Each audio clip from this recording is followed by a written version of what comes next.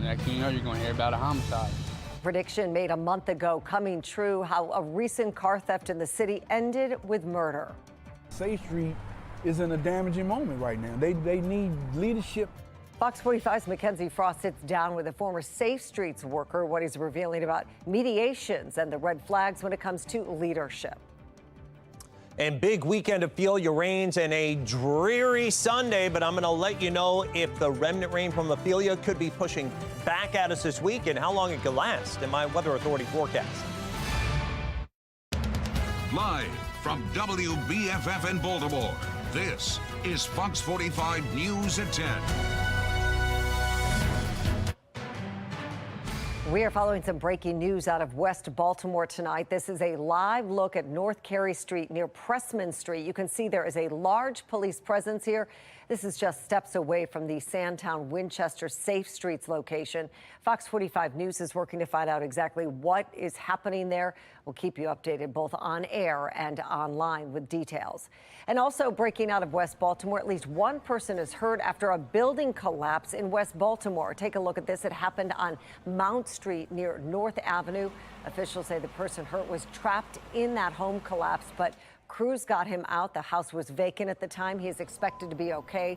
Two other people suffered very minor injuries and left the scene on their own. The street is closed for now. It's not clear when it will open again. Good evening, everybody. I'm Mary Bubala. As car thefts soar in Baltimore and across the state, many state leaders are calling it a property crime, not a violent one. But now we're seeing some of these crimes turn deadly. To give you an idea of just how big car theft is, the problem is, let's take a look at some of the numbers. Nearly 8,000 cars have been stolen in Baltimore City this year. That is nearly 30 a day, 29. Last month, a carjacking victim was shot and killed. Police say Daniel Benner was murdered while he was chasing down three people who carjacked one of his relatives. And tonight, charging documents say one car theft victim shot the men trying to steal his car and is now facing murder charges. Fox 45's Vincent Hill joins us live now with a closer look at all of this. Vincent? Yeah, Mary, go ahead and take a look at the damage here to this Toyota. Now, residents thought they were witnessing just a normal car accident, but little did they know it was actually a stolen truck that crashed into the back of this car after that driver was shot by the truck owner. In Baltimore, a sense of frustration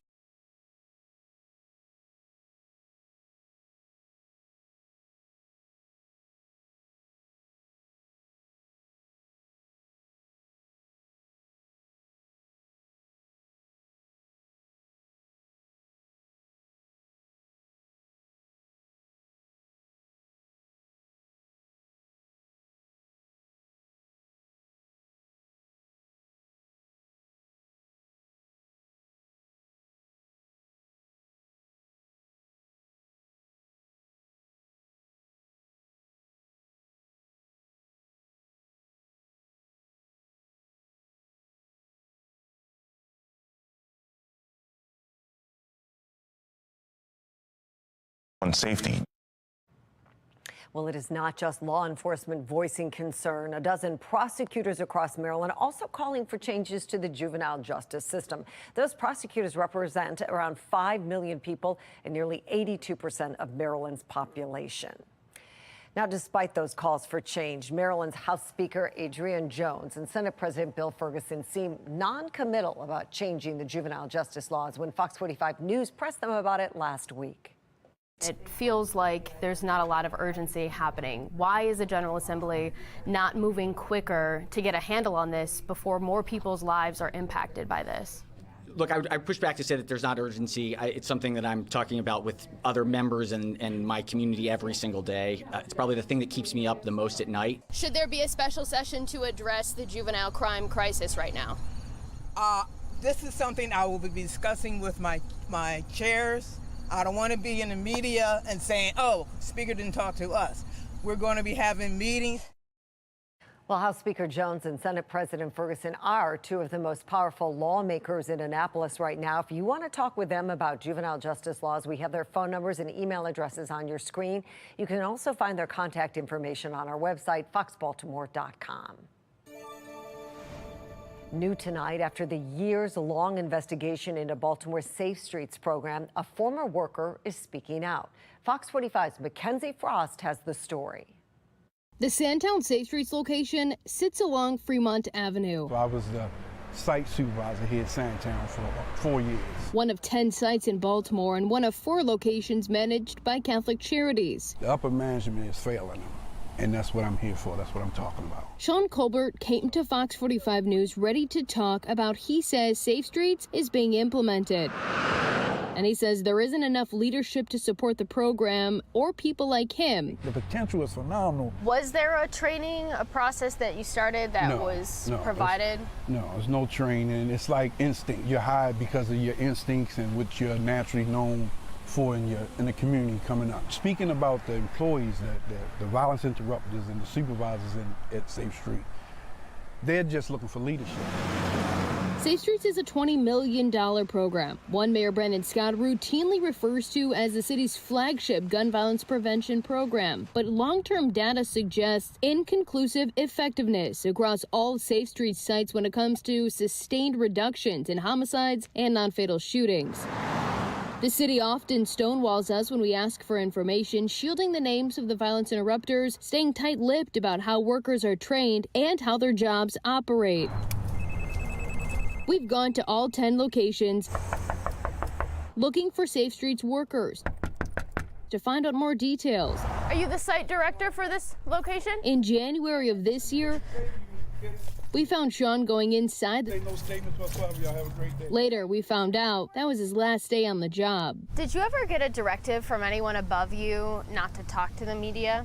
Absolutely. Right now, I've just committed the ultimate sin of expressing to Mackenzie Frost some stuff about Safe Streets. After an internal review last year of the program showing the need for more training, the mayor's office rolling out new efforts. According to Mayor Scott and the city, the violence interrupters are supposed to walk around their community, learn about potential beefs, and mediate any tensions before someone pulls the trigger of a gun. The mediations are used as a metric of success, often touted on city social media sites and used in city council hearings to prove Safe Streets is working. We've asked several times how a mediation is defined, and since the public is footing the bill for this program, if they can see the forms used by the workers to track their efforts. Have you seen the form that the Safe Streets workers used when they go out in the communities and talk to people, that they keep track of their mediations? I have probably not seen them in a long time, but I've been working with this organization for many, many years, so I know what they do. I'm full support of what they do. Can the public see that form? We're talking about a very privileged document.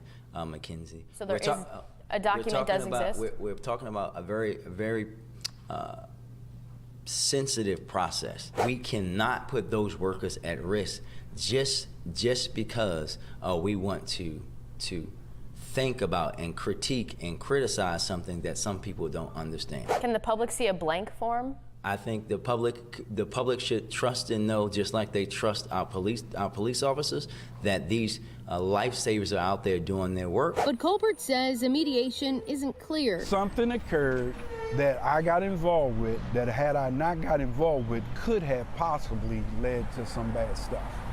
That's a mediation. But it's really subjective. There's no clear definition. Right. What happens after a violence interrupter goes out into the community, does that mediation like you described?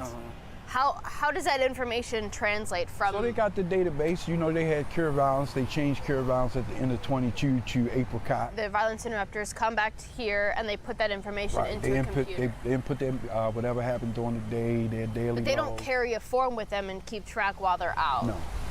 To see Safe Streets succeed, Colbert suggests removing the mayor's oversight to ensure there's independence for the Safe Streets program. Safe Street is in a damaging moment right now. They need leadership overview, oversight, and reassess. In Baltimore, Mackenzie Frost, Fox 45 News. Now, Fox 45 News has been investigating the Safe Streets program for years, including how it spends money and how the city keeps track of the ex-convicts working for the program. We will continue to demand answers from city leaders and keep you updated on every step of our investigation. You can follow along both on air and on our website, foxbaltimore.com. Well, a live look from Ocean City on the left side of your screen shows it is much calmer tonight than it was yesterday when Tropical Storm Ophelia roared ashore. You can see what it looked like during the storm on the top right of your screen. Heavy wind, rain created flooded roads there. There were similar scenes in parts of Baltimore and Annapolis. And now, as the storm is moving out, we are left with a little bit of lingering rain. Chief Meteorologist Jonathan Myers has the latest for us. Oh, yeah, some wind-driven rain, winds up to 35, 40 miles an hour in the past 24 hours. Of course, those have died down today, even some coastal flooding around the area of Annapolis. Currently, things looking a lot better than they were. You can see here as we take a look at the radar, a couple of sprinkles left over that kind of have now diminished around Baltimore, but there's more rain that's to our north with a feeling, and it's not going much of anywhere. We're still shrouded in the clouds. Temperatures in the 60s, even a little bit of fog up around Westminster. Could have some patchy fog through morning, maybe a spot shower or spritz. But some more of that rain could be heading our way to wet those kids down at the bus stop. I'm going to let you know when it could come back. My Weather Authority forecast. Well, the Orioles' magic number is now 3. The Birds and the Rays are both off tomorrow. They will have a chance to cut that number down on Tuesday. The Orioles could win the AL East as early as Wednesday. Rocco and Morgan will have much more on the Orioles coming up in Sports Unlimited. And remember, Fox 45 News is your home for the World Series. You can watch every game right here starting October 27th. City Council set to hold a third hearing on the Brooklyn Day mass shooting this week. The unanswered questions we could get some answers to. No country can sustain what we're sustaining right now. No country's rich enough. Full Measure sits down for a one-on-one interview with former President Donald Trump. Still ahead, his take on the border crisis and what can be done to fix it. The ticking clock and the days ahead. I'm Christine Frizan with a look at some new developments from over the weekend on the government shutdown.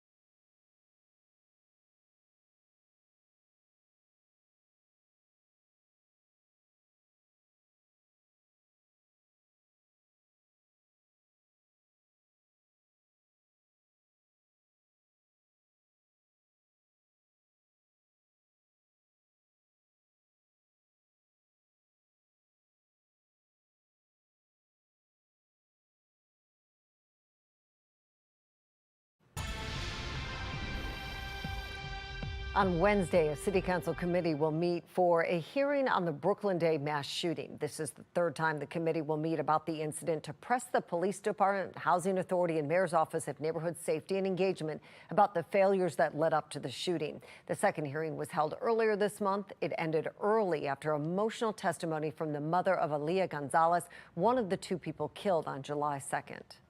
I know you said we're guests of honor, knowing that Foxtrot will tell you as they look down from hundreds of feet in the air that everything looks normal. What's your normal? I challenge you, what is your normal? Let them take each other out. Is that your normal? Well, during that hearing, we only heard from some witnesses from the police department, not Monzi or the housing department. And there are questions from them we still want answered. Why Safe Streets workers who knew about the Brooklyn Day party didn't tell police, and what happened during the mediations Monzi leaders say Safe Streets workers performed before the shootings. Well, that brings us to our question of the day. Do you blame police leadership for the Brooklyn Homes mass shooting? So far, 94% of people who voted say no. To make your voice heard, head to foxbaltimore.com/vote. Well, taking a live look at Capitol Hill, where House Speaker Kevin McCarthy spent the weekend working on a short-term spending bill.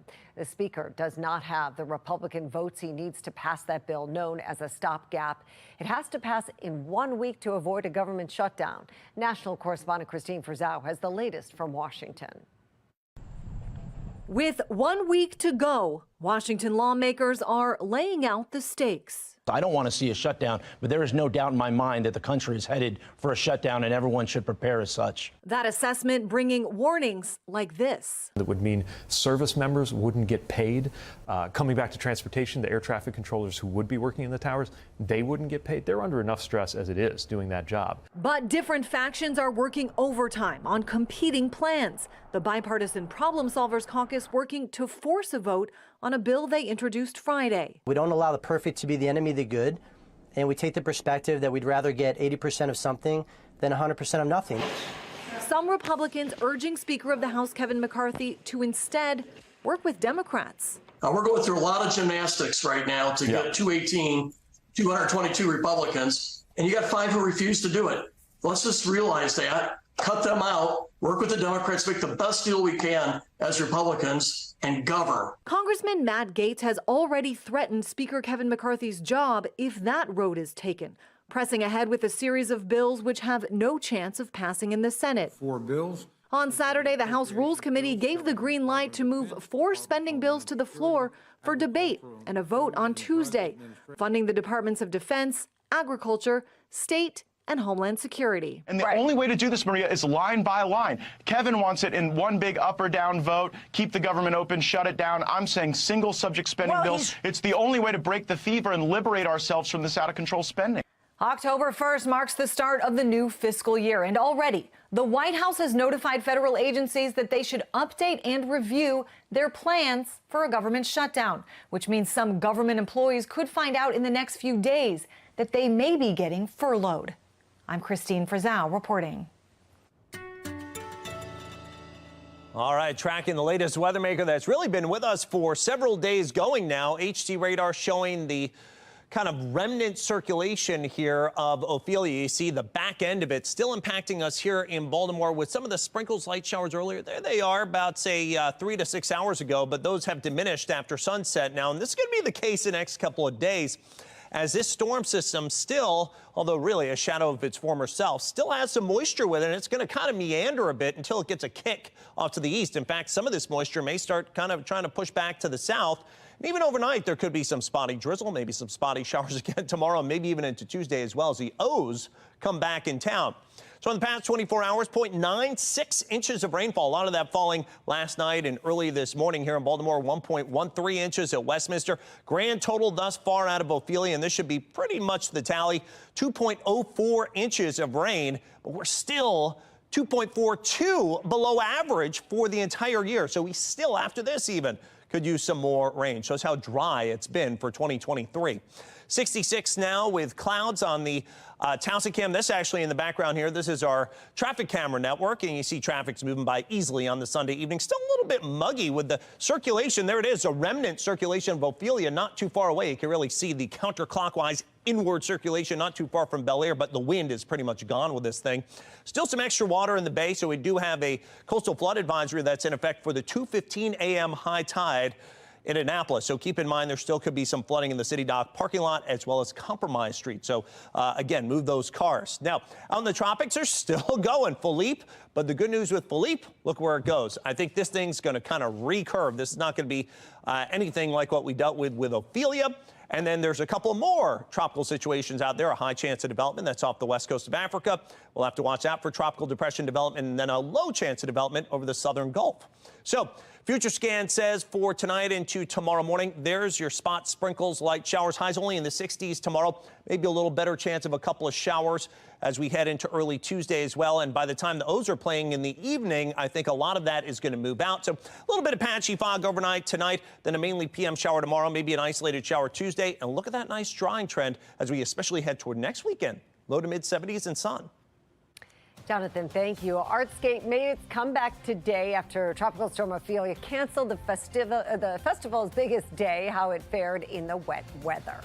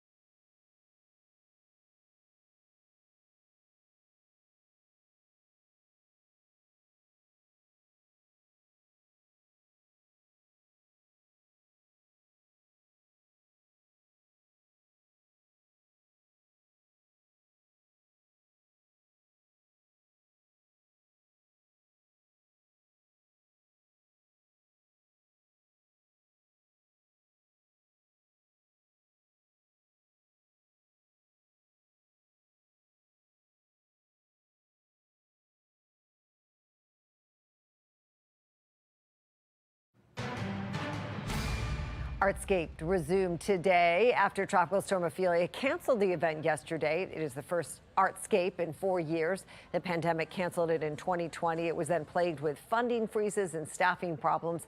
The festival's usually held in hot July, but the mayor moved it to this weekend. Many were disappointed to see the events canceled yesterday, but the rain did not keep people away today. Well, former President Donald Trump sitting down for a one-on-one interview with our Full Measure team. His take on the border crisis and the war in Ukraine right after the break.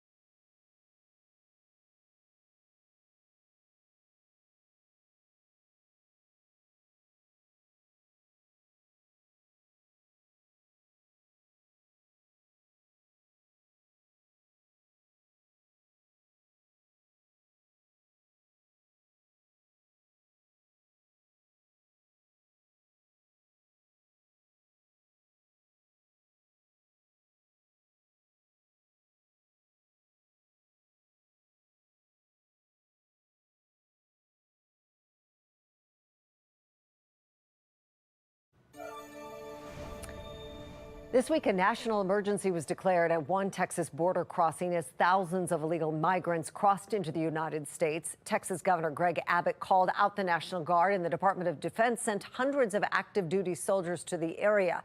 This week, full measure Shel Atkinson sat down for an interview with former President Donald Trump, and the border was among the topics they talked about. On the border, millions of people have come in since you left office illegally. It's very sad. I did a report in 2018 based on General Accountability Office and FBI figures that said the illegal immigrant population was about 1 in 30 Americans, or people in the United States at the time, but accounted for at least 1 in 5 prison inmates at great expense. I understand moving forward you would plan to reinstall some of the border controls that you had if you were elected again. All of them. But how do we deal with, or do we deal with, the millions that have come in since? Do we just let that go, or is there a practical way to deal with it? No country can sustain what we're sustaining right now. No country is rich enough. So how do you deal with those, or do you deal with those? You have to get them out. Here? You have to deport. How? You have to deport. You know How who did it? Identify, you know who did you have it? a mass program to You have identify a mass. them? You have to have a mass deportation program. That's right. And you know what? When you say that, everyone's going to stop coming. You know, one of the reasons I was successful is they knew it was going to be very, very hard to come in. We moved out, as you know, thousands of people, thousands of gang members, thousands and thousands. I mean, these are rough people. These are people that are as rough as you get. These are real serious criminals. We took them out by the thousands, and we're going to have to do that again. So the U.S. had committed more than $43 billion in security assistance, such as weapons and munitions, to Ukraine. Congress approved $113 billion. President Biden approved or is asking for $24 billion more. A CNN poll found a majority of Americans, 55%, say Congress should not authorize more funds for Ukraine. Where do you stand on the money issue for Ukraine? Well, I stand on a very simple issue. I want that war stopped. That war would never have started. Putin would have never done it with me as president. I want the death to stop. It should have never started. It would have never, ever started. As sure as you're sitting there, it would have never started. And I would speak to Putin about that a lot. It was the apple of his eye. There was no question about it. I said, you're not going to do it, because if you do it, the consequences, and I told him what the consequences were. And he said, you would never do that. I said, oh, you better not try me. I will do it. And he probably didn't believe me, but he believed me 10%, and he wouldn't have done it. But you know, he wouldn't have done it for another reason. I had oil at $40 a barrel. He wouldn't have been able to afford it. When oil went up to $115, and now it's going to be close to $100 right now again. Here we go again. The gasoline's $5 a gallon. Here we go. He makes so much money. It's for prosecuting a war. You know, usually a war, a lot of bad things happen, but you also lose a lot of money. He's making a fortune. I would have never had the oil above $40 a barrel. And if it's not above $40 a barrel, he can't afford the war. Mr. President, thank you. Thank you very much.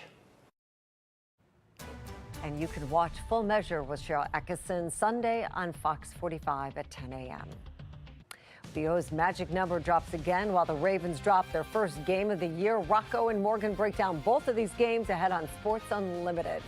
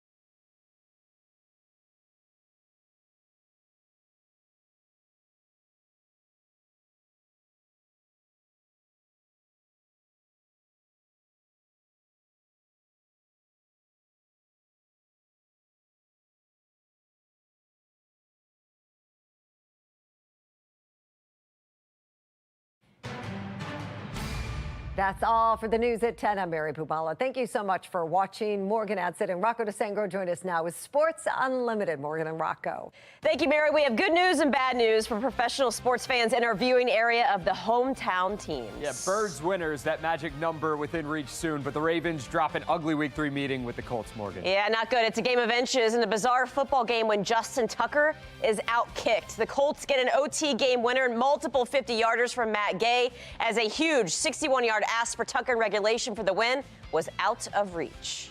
That wasn't the only problem. The Ravens offense looked good for the first drive of the game and then the 9th, but aside from that, it was not great. The issues that led to that overtime loss. And back to the O's. Orioles get a win in Cleveland as Birdland became Blue Jays fans. The magic number down to 3 when the O's could clinch their first AL East title in nearly a decade when Sports Unlimited starts after this.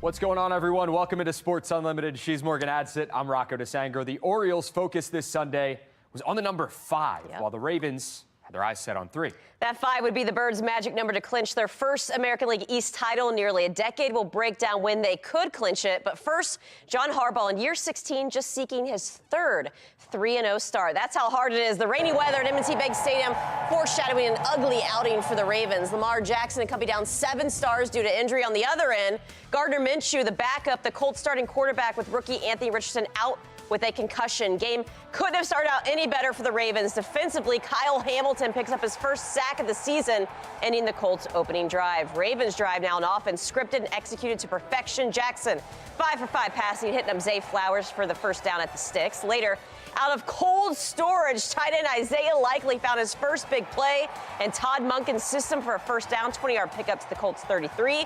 Later sets up this Jackson 26-yard rushing on the drive. Here's 8 of those to the right side. His 25th rushing touchdown of his career. He's just the 5th QB with that and 100 passing touchdowns through the first 6 seasons in the NFL. Next, Indy drive, Hamilton blowing that up again. His 2nd sack of the quarter, a loss of 10. Colts forced to punt. But then sloppy play by the Ravens offense with wet footballs. Kenyon Drake just re-signed to the Ravens for this game. Takes a short pass. 24 yards later, ball out. Drake loses the fumble, and that's one way to lose a job in John Harbaugh's offense. Ravens defense gets the Ravens offense, though, back on the field in the second. Jackson sacked, ball stripped. The Ravens hurting themselves in this one. He gets it back, but forced to punt. And that gave the Colts life. Minshew capitalizes with his own scoring drive, hitting up Zach Moss for 17 yards. Game tied at 7. At their own 24, Jackson in trouble, and once again, This one's lost when the ball's out. His 5th fumble so far this season, and it's just week 3. That sets up a Colts field goal. Ravens down 10-7 at the break. Seconds left in the 3rd, and the Ravens offense has life again for the first time since the beginning of this game. 3rd and 1, spreading them out. Monken dialing up that best play. Jackson's legs, 10-yard rushing touchdown. Ravens back on top, 14-13. After a Colts field goal to get the lead back, didn't last long. Justin Tucker, 50-yarder, no doubter. Ravens back with the lead, 17-16. Defense was lights out, needed one more stop. Minshew under pressure. He stepped out of the back of the end zone. That is a safety. 2 points for the Ravens defense, 19-16 Ravens. We're not done yet. Colts bang out another 50-plus yarder off Matt Gay's foot. Game tied 19-19 with under a minute left. 6 seconds left. The Ravens going with their best weapon, Justin Tucker's foot, a 61-yarder outside, and this weather had every bit of it minus an inch. So we go to overtime. In overtime, both offenses had a chance and get another 4th down. Lamar to Zay Flowers spun around. The Ravens and their fans want a penalty. Officials say, no way we're tossing laundry with the game on the line. You be the judge. Ravens turnover on downs. And then it was Gay's day. 5 field goals, 4 over 50 yards, and that game winner. 53 yards in overtime in the ball game. Ravens handed their first loss of the season by the Colts, 22-19. There's only 32 kickers in the league, in the world, that kick in the NFL, and they're good. And unfortunately, we couldn't get a block, and we had a lot of opportunities. I had a lot of good rushes by guys from the inside, but I mean, they got guys on their side who were paid to do things well at the same time. And shout out to that guy. He made a lot of big kicks in the game and never flinched. And but at the end of the day, we shouldn't have even been in that position to lose on a game-winning field goals. Tale of this game, self-inflicted wounds by the Ravens offense. 2 turnovers, all either taking away points or giving the Colts life. Lamar Jackson, though, special with those legs, leading rusher with 101 yards and 2 touchdowns. Yeah, Morgan, ball security continues to be an issue for Lamar Jackson. He fumbled twice in week 1, had another in Cincy that was wiped away by a penalty, then fumbled twice today against the Colts. And he wasn't the only one. While Jackson's fumble led to points, Kenyon Drake's in the first quarter put an end to a really solid offensive drive for the Ravens. Going forward, this team has to do such a better job of holding onto the football. You know, if we're going to be a good ball security, if we're going to be a winning football team, then we got to understand that you can't spot in possessions like that. You got to hold on to the football. Our guys know that. They'll be working very hard to get that done. You've got to, you know, it's challenging. It's a tough game. I mean, it's a lot of guys